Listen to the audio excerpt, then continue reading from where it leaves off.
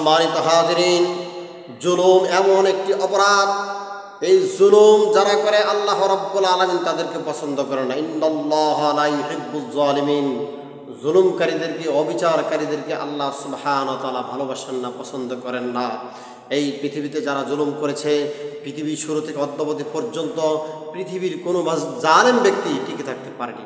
ফেরাউন টিকে থাকতে পারেনি, নমরুদ টিকে থাকতে পারেনি, আবু জাহেল, উতবা, সাইবা, পৃথিবীতে যত বড় বড় জালেম ছিল পৃথিবীতে কেউ বেঁচে নেই। সুতরাং এখনও যারা জুলুম করেছে তারাও বেঁচে নেই।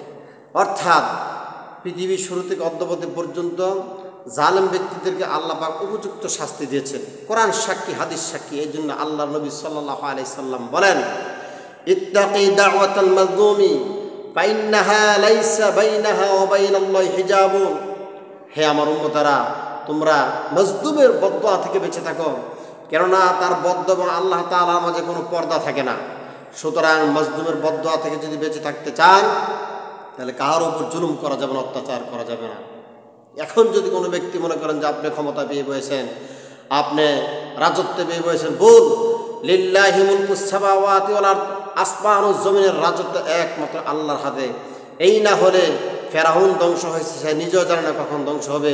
নমরুদ ধ্বংস হয়েছে, সে নিজেও জানে না কখন কিভাবে ধ্বংস হবে। বর্তমান পৃথিবীতে আমাদের বাংলাদেশের মধ্যে যিনি প্রাইম মিনিস্টার ধ্বংসের দিকে চলে গিয়েছেন, সে নিজেও জানতো না কখন কিভাবে ধ্বংস হবে। এই জন্য এর থেকে আমাদের শিক্ষা নেওয়া উচিত। সামনে যারা আসবেন যদি এর থেকে শিক্ষা না নেন, আল্লাহ সুবহানাহু ওয়া তাআলা কঠিনভাবে ধরবে, কঠিনভাবে শাস্তি দিবে। সুতরাং জুলুম করে পৃথিবীতে কেউ টিকে থাকতে পারবে না।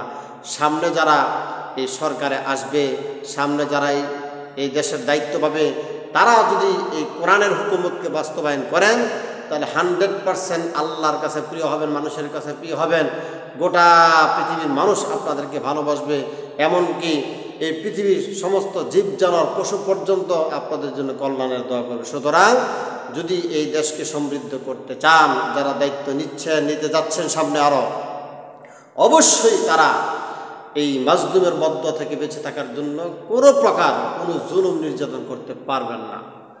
আল্লাহ পাক রব্বুল আলামিন আমাদের দেশকে রক্ষা করুন, এবং সামনে যারা দায়িত্ব নেবেন, এই সমস্ত কার্যক্রম করবেন, তারা যেন হেদায়েতের পথে চলতে পারেন, মানুষের কল্যাণের উপর চলতে পারেন, আল্লাহর কোরআনকে সামনে রেখে চলতে পারেন। আমরা সকলেই তাদের জন্য এই দোয়া করব, আল্লাহ সুবহানাহু ওয়া তাআলা তাদেরকে কোরআন দিয়ে চালানোর মতন তৌফিক দান করুন, দেমাগ মস্তিষ্ক আল্লাহ পাক দান করুন।